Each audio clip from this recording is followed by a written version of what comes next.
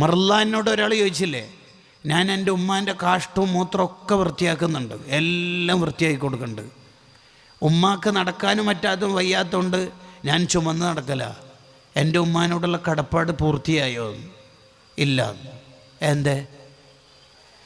നീ ഇപ്പോൾ നിൻ്റെ ഉമ്മ അസുഖം പിടിച്ച് വയ്യാതായപ്പോൾ എല്ലാം വൃത്തിയാക്കി കൊടുക്കുന്നതും ചുമന്ന് നടക്കുന്നതും ചികിത്സിക്കുന്നതൊക്കെ നിൻ്റെ മനസ്സിൽ ഒരു എൻഡിങ് പോയിൻ്റ് മനസ്സിൽ ഇമേജ് ചെയ്തിട്ടുണ്ട്. എന്ത്? ഉമ്മ മരിക്കുന്നവരെ അല്ലേ ഇത് ചെയ്യേണ്ടതുള്ളൂ എന്ന്. അങ്ങനെ നിൻ്റെ മനസ്സിലുണ്ട് അല്ലേ? ഉണ്ട്.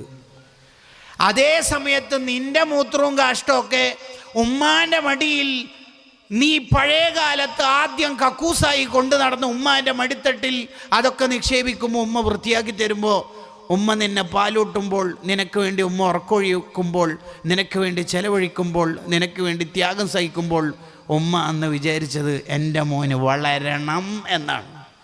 നീ ഇപ്പം കുറച്ച് ചികിത്സ ഫണ്ടൊക്കെ ആയി അങ്ങേയറ്റെത്തിയിട്ട് സ്വലാത്ത് മജ്ലിസിന് കൊടുത്തേക്കുന്ന എഴുത്തന്നെ ഹോസ്പിറ്റലിൽ കുറേ ആയി കിടത്തത്തിലാണ്.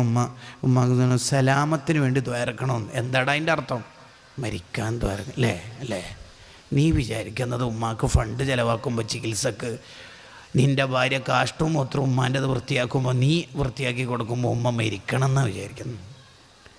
നിൻ്റെ ചെറുപ്പത്തിൽ നിൻ്റെ മൂത്രവും കാഷ്ടമൊക്കെ ഉമ്മ വൃത്തിയാക്കുമ്പോൾ വിചാരിച്ചത് നീ വളരണം എന്നാണ്. പിന്നെ എങ്ങനെയാ മോനെ ഇത് തീരുക? എങ്ങനെയാ തീരുക? ഉമ്മ നമ്മളിൽ നിന്ന് പോകുക എന്ന് പറയണത് നമുക്കൊരു അഭയകേന്ദ്രം നഷ്ടപ്പെട്ട പോലെയാണ്. ഒരു പരാതി ധൈര്യത്തിൽ പറയാൻ പറ്റിയൊരു സ്ഥലമാണ് ഉമ്മ എന്ന് പറഞ്ഞാൽ. ഒരു ധൈര്യമാണ് ഉമ്മാൻ്റെ അടുത്ത് പോയാൽ.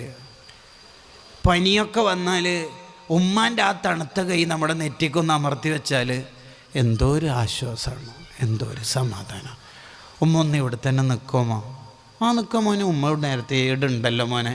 മോനിപ്പോൾ ഉറക്കത്തിൽ നിന്ന് കിട്ടിയപ്പോൾ ഉമ്മാനെ കണ്ടല്ലേ? ആ മടിയിലല്ലേ നമ്മൾ കാഷ്ടിച്ചത്, ആ മടിയിലല്ലേ മൂത്രമൊഴിച്ചത്. ആ മുലപ്പാൽ കുടിക്കുമ്പോൾ എത്ര നമ്മൾ കടിച്ച് വേദനിപ്പിച്ചിട്ടുണ്ടാകും.